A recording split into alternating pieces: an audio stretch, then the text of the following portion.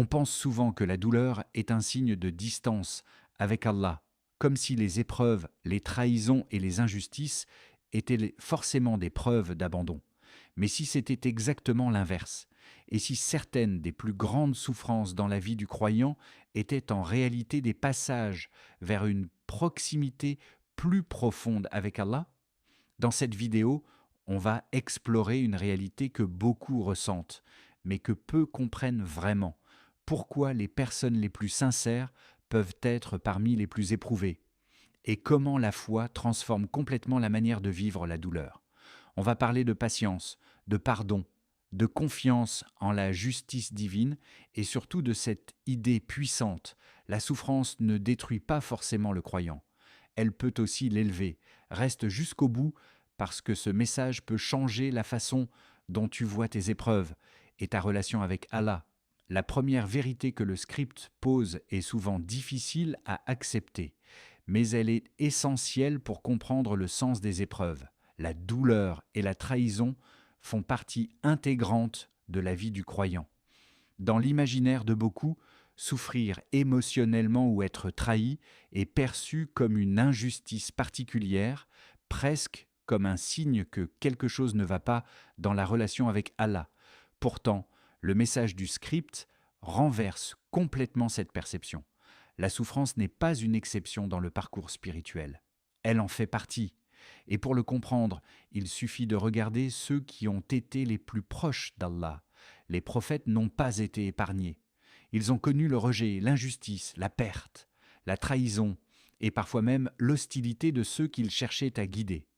Leur vie n'a pas été une succession de conforts, mais un enchaînement d'épreuves profondes, parfois venues des personnes les plus proches. Cela change complètement la manière de percevoir la douleur, parce que si la souffrance était un signe d'abandon divin, alors ceux qui ont été les plus aimés auraient été les plus épargnés. Mais la réalité est différente. Ils ont été les plus éprouvés. Le Coran rappelle d'ailleurs que les croyants seront testés pour distinguer la sincérité de la simple déclaration de foi. Et cette perspective donne un sens nouveau aux épreuves. La douleur n'est plus un signe d'exclusion. La trahison n'est plus une preuve d'abandon. Le rejet n'est plus une fin en soi. Ils deviennent des passages, des étapes, des réalités déjà vécues par ceux qui ont incarné la foi au plus haut niveau. Le prophète Mohammed lui-même a traversé des périodes de grande souffrance émotionnelle, montrant que la proximité avec Allah ne supprime pas les épreuves, mais leur donne un sens et une direction. Et c'est là que la perception change profondément. Le croyant ne se voit plus comme isolé dans sa douleur. Il comprend qu'il fait partie d'une tradition spirituelle plus large, où les épreuves ne sont pas des erreurs de parcours, mais des éléments du chemin. Cette compréhension ne retire pas la douleur immédiatement, mais elle retire le sentiment d'abandon. Et parfois, c'est déjà une forme de soulagement. Parce que savoir que l'on n'est pas seul dans ce type d'épreuve change la manière de la traverser. La douleur reste présente, mais elle n'est plus sans sens. Répondre à la douleur avec patience et dignité. Un point central du script est la manière dont les prophètes réagissaient face à la trahison. Au lieu de répondre par la colère ou la vengeance, ils faisaient preuve de patience et de dignité. Leur réaction n'était pas basée sur l'émotion immédiate, mais sur une conscience profonde d'Allah. Cette attitude demande une grande force intérieure. Elle montre que la vraie puissance ne réside pas dans la réaction impulsive, mais dans le contrôle de soi. Le croyant est encouragé à suivre cet exemple, en évitant de répondre au mal par le mal. Face à la douleur et à la trahison, le RQPEL met en avant une réponse qui va à contre-courant des réactions humaines naturelles, la patience et la dignité. Quand un être humain est blessé, la première impulsion est souvent émotionnelle. Réagir, répondre, rendre, se défendre immédiatement. C'est une réaction instinctive, compréhensible, mais pas toujours alignée avec une vision spirituelle plus profonde. Le récit des prophètes montre une autre manière de faire face à ces situations. Ils ont eux aussi été trahis, rejetés, injustement traités. Pourtant, leur réponse n'était pas dictée par l'émotion du moment, mais par une conscience constante de la présence d'Allah et du sens des épreuves. Cette différence change tout.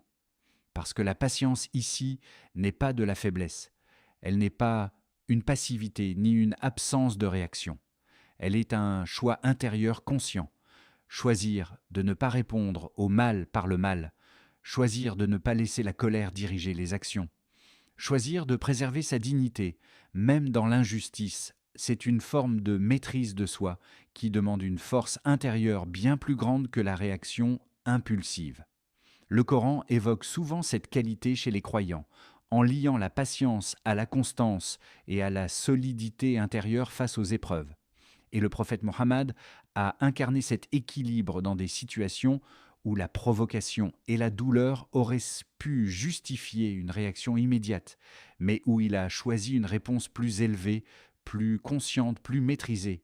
Cela ne signifie pas ignorer la douleur ou prétendre qu'elle n'existe pas. Au contraire, cela implique de la reconnaître sans lui donner le contrôle des réactions.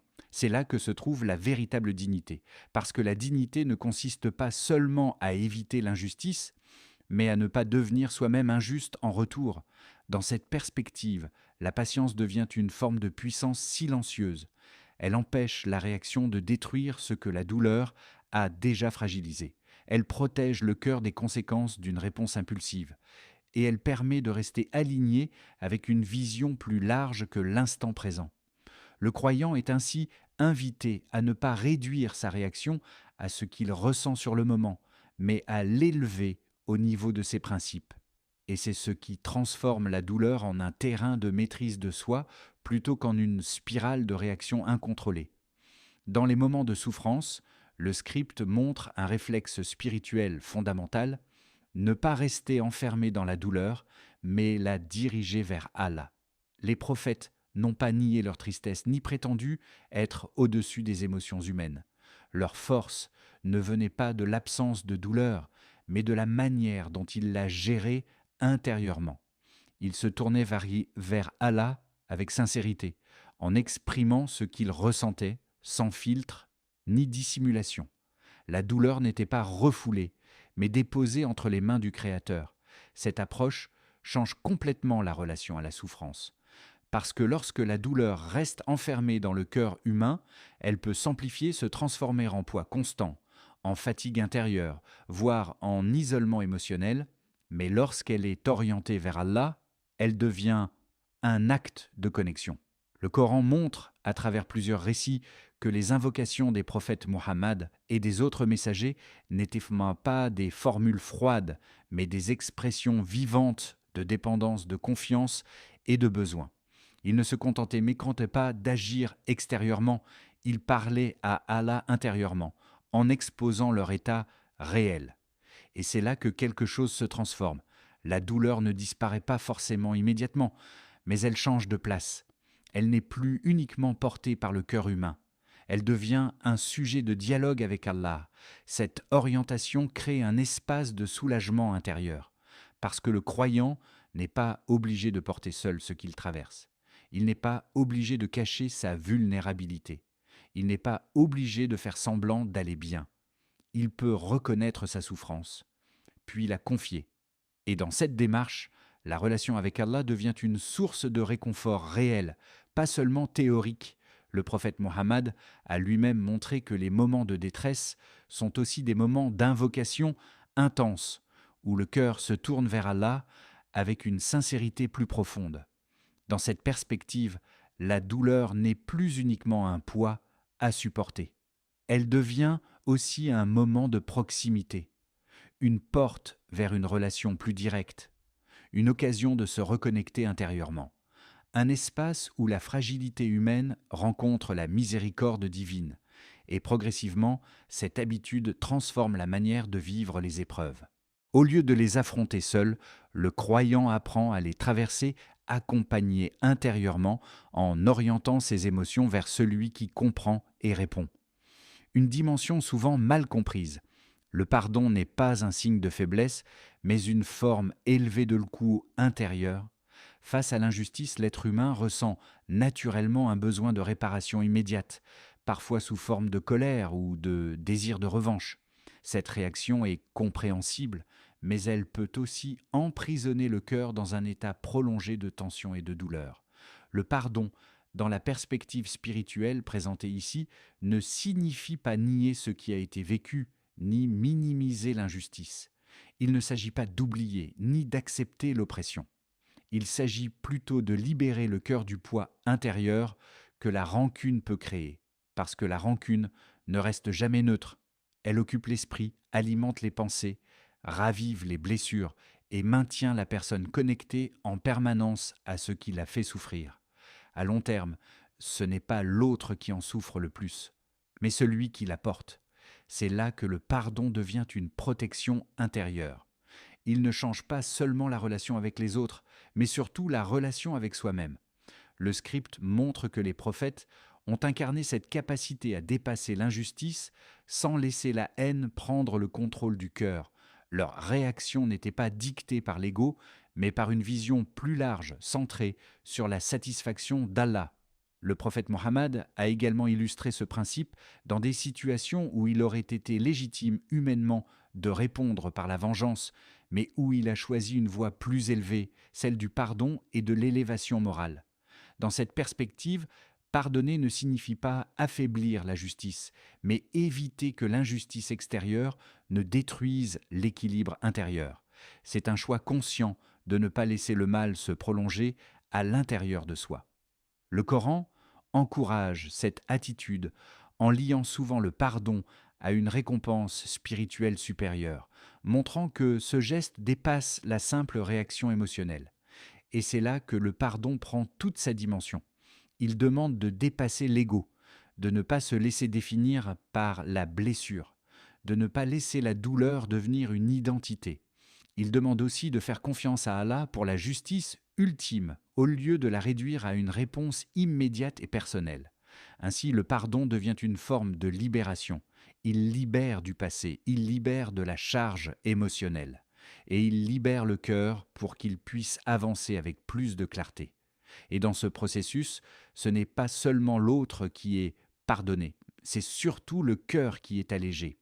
Un pilier essentiel de la stabilité intérieure du croyant, la confiance dans la justice d'Allah. Dans la réalité du monde, l'injustice peut parfois sembler dominante. Certaines situations donnent l'impression que les torts ne sont pas réparés, que les responsables échappent aux conséquences et que les événements ne suivent pas une logique d'équité immédiate. C'est précisément dans ces moments que la perspective spirituelle intervient. Elle rappelle que la justice ne se limite pas à ce qui est visible ou immédiat. Elle ne se réduit pas au court terme, ni aux réactions humaines. Elle s'inscrit dans une réalité plus vaste où rien n'est ignoré, rien n'est oublié et rien n'est laissé sans jugement. Soulignons que les prophètes ne réagissaient pas toujours par la vengeance personnelle, non pas par incapacité, mais par conviction. Ils savaient que la justice appartient ultimement à Allah et que son jugement est parfait, même lorsque les circonstances semblent contradictoires à court terme. Cette compréhension change profondément la posture intérieure, parce que lorsqu'une personne croit qu'elle doit absolument réparer elle-même chaque injustice, elle porte un poids constant de contrôle et de tension. Elle vit dans une vigilance permanente, une attente de réparation immédiate, une frustration face à ce qui échappe à son action. Mais lorsque la confiance en la justice divine est présente, quelque chose se relâche intérieurement. Le besoin de tout contrôler diminue, l'angoisse de l'injustice permanente s'atténue, et le cœur retrouve une forme de stabilité. Le Coran rappelle à plusieurs reprises que la justice d'Allah est parfaite et que rien ne lui échappe, même ce qui semble insignifiant aux yeux des hommes. Le prophète Mohammed a incarné cette certitude en montrant que la sérénité intérieure ne dépend pas de la résolution immédiate de toutes les injustices, mais de la confiance en un jugement final juste et complet. Dans cette perspective, la patience n'est pas une résignation passive, mais une confiance active. Une confiance qui permet de continuer à vivre sans être consumé par l'injustice vécue. Et cette confiance produit un effet profond. Elle protège le cœur. Elle empêche la rancune de devenir une identité. Elle évite que la douleur se transforme en obsession. Et elle permet de continuer à avancer sans perdre l'équilibre intérieur. Ainsi, Même lorsque la justice humaine semble absente ou retardée, la conviction que la justice divine est inévitable devient une source de paix. Une paix qui ne dépend pas des circonstances, mais de la certitude que rien n'est perdu devant Allah. Ce rappel se termine sur une idée profondément transformatrice. La douleur n'est pas seulement quelque chose à subir, elle peut aussi devenir un moyen d'élévation spirituelle. Dans la vision humaine classique, la souffrance est presque toujours perçue comme un recul, une perte, un obstacle à éviter à tout prix. Mais la perspective spirituelle proposée ici invite à un changement total de regard. Les épreuves ne sont pas forcément des interruptions du chemin, elles peuvent en faire partie. Lorsqu'elles sont vécues avec foi, elles ne détruisent pas seulement, elles construisent aussi. Elles révèlent des aspects du cœur que le confort ne révèle pas. Elles testent la sincérité, affinent la patience et purifient les intentions. Ce processus n'est pas toujours confortable, mais il peut être profondément formateur.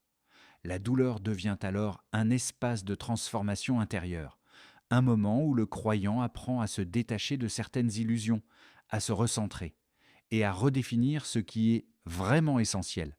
Dans cette perspective, les épreuves ne sont plus uniquement des charges à supporter, mais des opportunités de croissance. Elles rapprochent du rappel d'Allah, elles renforcent la reliance intérieure et elles rappellent la fragilité humaine face à la nécessité de la guidance divine. Le prophète Muhammad a montré à travers sa vie que les moments les plus difficiles peuvent aussi être ceux où la foi atteint une profondeur unique, non pas malgré les épreuves, mais à travers elles. Le Coran évoque également cette réalité en liant les tests à la purification et à l'élévation des croyants. Dans ce cadre, la souffrance n'est pas glorifiée pour elle-même, mais elle est intégrée dans un chemin plus large de sens et de progression. Et c'est ce changement de perspective qui transforme tout, parce qu'au lieu de bloquer la personne dans la douleur, il lui permet de continuer à avancer malgré elle. Au lieu de la rendre amère, il peut l'assainir intérieurement. Au lieu de la fermer, il peut l'ouvrir à une conscience plus profonde. Ainsi, la douleur ne disparaît pas toujours immédiatement, mais elle change de fonction. Elle devient un passage vers plus de maturité spirituelle, plus de patience et plus de proximité avec Allah. Ce message rappelle une vérité profonde. La douleur et la trahison, aussi lourdes soient-elles, ne sont pas forcément des forces qui détruisent le croyant. Lorsqu'elles sont accueillies avec foi, patience et pardon, elles peuvent devenir des chemins de rapprochement vers Allah. Ce n'est pas l'épreuve en elle-même qui définit le croyant, mais sa manière d'y répondre. Invocation. Ô Allah, guéris nos cœurs blessés et accorde-nous la patience face aux épreuves. Apaise nos douleurs et remplace nos tristesses par la sérénité et l'espérance. Apprends-nous à pardonner sincèrement et à purifier nos cœurs de toute rancune. Protège-nous de l'amertume et de tout ce qui éloigne de ta lumière. Renforce notre confiance en ta justice parfaite et en ta sagesse infinie, et fais descendre sur nos cœurs la tranquillité face à ce que nous ne comprenons pas. Accorde à la communauté musulmane la force dans les épreuves, la dignité dans la difficulté et la paix intérieure dans toutes les circonstances. Ô Allah, transforme nos douleurs en élévation spirituelle et fais de nos blessures des moyens de rapprochement vers toi. Amin. Si ce message t'a apporté quelque chose, même une seule idée utile, tu peux soutenir la chaîne en t'abonnant et en activant la cloche.